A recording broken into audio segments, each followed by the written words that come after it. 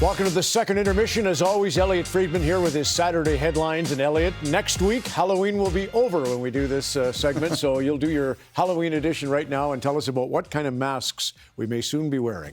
All right. So there's been 3 plays in the last 10 days where goalies have had their masks knocked off during play, and the play has continued. And the goalies, some of their teams haven't been very happy. Toronto fans will remember Anthony Stolarz made a save, and Stolarz was furious about it.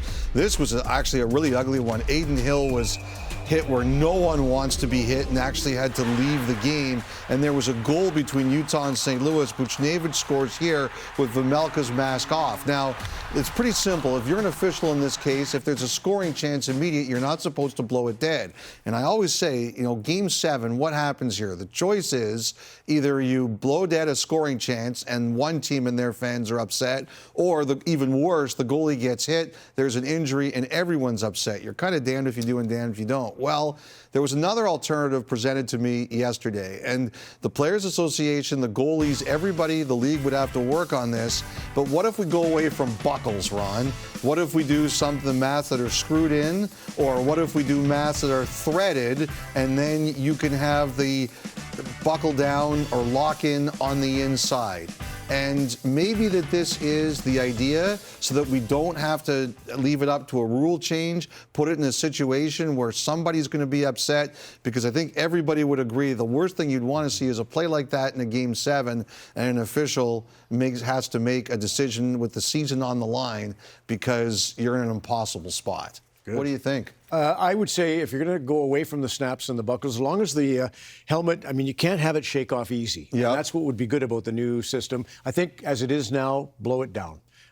Game 7, experience as a referee, senior hockey, I once made the mistake of letting play carry on, and I had fans over the glass, everything. It was chaos. So I say blow it down. Everybody can live with that, prefers that. All right. So, but we'll see if this does present a solution sometime in the future. Okay, speaking of goalies, Joseph Woll rejoined the Toronto Maple Leafs today. Everybody happy to see he was in a position to return. He skated today. He's going to join the team for practice. Because he's on LTIR, he cannot rejoin the Maple Leafs in a game situation until November the 1st at least. I assume there's going to be a conditioning stint here. But right now at this point in time, no set idea as to when he'll actually be able to play an NHL game. Just good news that he could make that step. They'll see how he is, and they'll progress from there. So the Flames tough start. You've been opening up the Nazem Kadri story. All right. So, obviously there's a lot going on here, and Kadri, because he's a hugely popular player and a very good one, there's a lot of attention on him. Number one, there is zero chance he is going anywhere before he plays the game number 1,000. He's at 994 right now. It's obviously a huge deal to him, his family, and the Flames, and nothing will happen before that 1,000th game is played soon. The other thing, too, is it came out this week that his trade status had changed. He's no longer got a full no-trade clause. He's got a 13-team no-trade list, and I do think, Ron, one thing that's happening is all these teams are trying to find out, am I on that list? Because if I am and I want him, what are we going to have to do to sell him on the potential of coming to us if Calgary decides to go down that road? The other thing we wanted to check on was Pavel Zacha and Vancouver. Now, my buddy Rick Dollawall reported that the Canucks had contacted the Bruins this week about Zacha. That's true, and I think it's been going on for quite some time. I think it's all the way going back to the summer. The Canucks and Bruins have been on-off about this. Zacha's not in the last year of his deal. He has another year. Teams are looking for centers. Boston doesn't have to do anything here it doesn't want to do.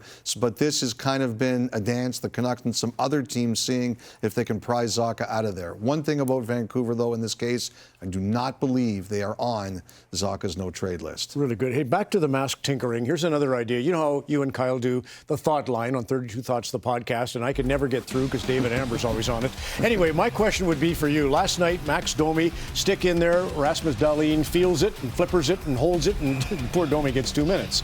Here's Josh Dunn, Buffalo. Matthew Nyes feels the stick, chicken wings it, and Josh Dunn heads to the penalty box. Here's another example. It's a little different, but Yuri Kulik of Buffalo, he's clearly holding the stick of Jake McCabe. He fights and wrestles. Unfortunately, when he does get it free, he high sticks the guy, but he's just hot about the holding the stick. And again, Joe Villano here, he reaches in. P.O. Joseph, he gets that flipper on it. So that's my question to hockey operations. Do you start to call more holding the stick penalties than that? Or are you saying by us calling the penalty the other way, it discourages guys reaching in? I think you just solved the problem right here. This is bigger than the thought line, Ron. They're all watching. Okay. Hi, Gary. Hi, Coley. Hi, Chris. Oh, sorry, we got to go. A short break and we'll be back with the panel and more analysis on Hockey Night in Canada.